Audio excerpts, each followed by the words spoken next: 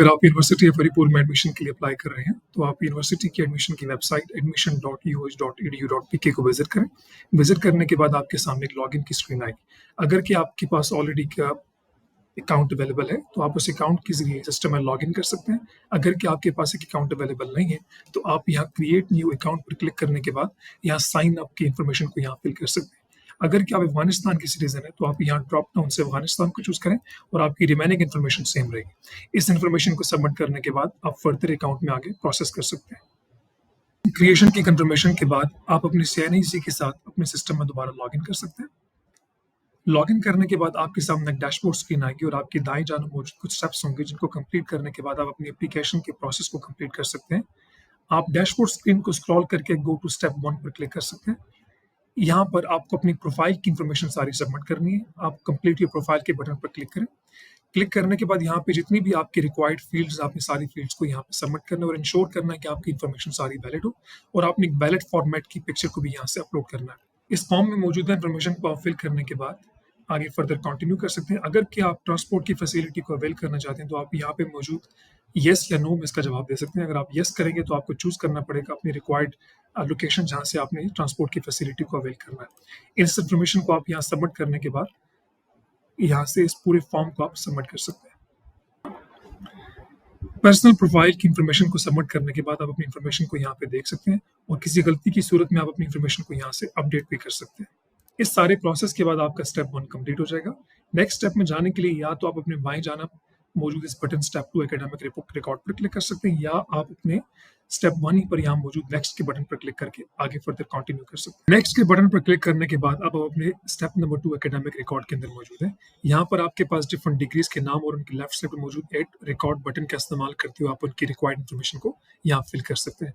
यहाँ पे अपनी मैट्रिक की इन्फॉर्मेशन, FSC की इन्फॉर्मेशन और अगर आप हायर डिग्री प्रोग्राम के लिए अप्लाई कर रहे हैं तो अपनी बैचलर्स या MA या आप अपने MS या MPhil की इन्फॉर्मेशन को यहाँ पे सबमिट कर सकते हैं। FA FSC के एकेडमिक रिकॉर्ड को सबमिट करने के लिए आप एड रिकॉर्ड के बटन पर क्लिक कर सकते हैं और अपनी रिक्वायर्ड इन्फॉर्मेशन को यहाँ पे इंटर कर सकते हैं। याद रहे अगर कि आप रिजल्ट वेटिक स्टूडेंट हैं तो आप फिर भी यूनिवर्सिटी ऑफ हरिपुर में एडमिशन के लिए अप्लाई कर सकते हैं। यहाँ पर आपको टोटल मार्क्स के अंदर अपने फर्स्ट ईयर के अंदर जो आपके टोटल मार्क्स है आप उनको यहाँ पे एंटर करना है और जो आपके फर्स्ट ईयर के ऑब्टेन मार्क्स है आपको उनको यहाँ पे ऑब्टेन मार्क्स के अंदर यहाँ पे एंटर करने के बाद आप इसे सबमिट कर सकते हैं।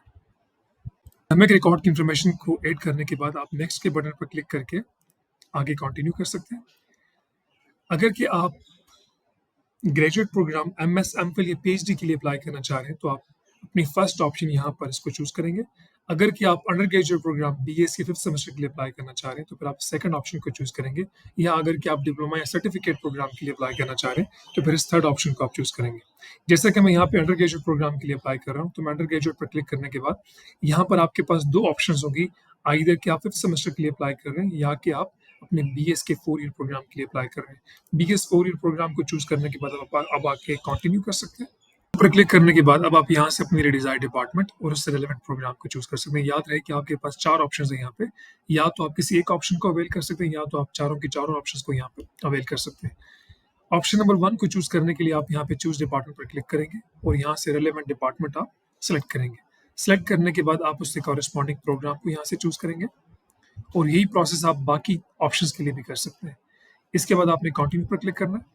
कंटिन्यू पर क्लिक करने के बाद आपको यहाँ पे पेमेंट के मेथड्स के बारे में बताया जाएगा। इसके बाद आप अपने पेमेंट मेथड्स को यहाँ से चूज कर सकते हैं। आपके पास 2 अवेलेबल पेमेंट ऑप्शंस हैं। आप इजी पे से बैंक ऑफ खैबर के जरिए यूनिवर्सिटी ऑफ हरिपुर की एडमिशन फी को आप जमा करवा सकते हैं, जो कि आपको आगे तरीके का बताया जाएगा। इसके बाद आप कंटिन्यू के बटन पर क्लिक करेंगे और यहाँ पे लास्ट दी गई ऑप्शन में से आपको एक ऑप्शन को चूज करना है और देन आपको अपनी एप्लीकेशन को यहाँ पे सबमिट कर देना है। अपनी एप्लीकेशन को सबमिट करने के बाद अब आप अपने स्टेप नंबर 4 पेमेंट के अंदर मौजूद हैं, जहाँ से आप अपने चालान को डाउनलोड कर सकते हैं। चालान को पे करने के लिए आपके पास 2 ऑप्शन इजी पैसा या बैंक ऑफ खैबर अवेलेबल है। अगर आप इजी पैसा से पे करना चाहते हैं तो आप अपनी इजी पैसा ऐप के अंदर मौजूद एजुकेशन सेगमेंट के अंदर यूनिवर्सिटी ऑफ हरिपुर को सर्च कर सकते हैं और अपने चालान के ऊपर मौजूद कंज्यूमर ID को वहाँ पे डाल के उसे पे कर सकते हैं।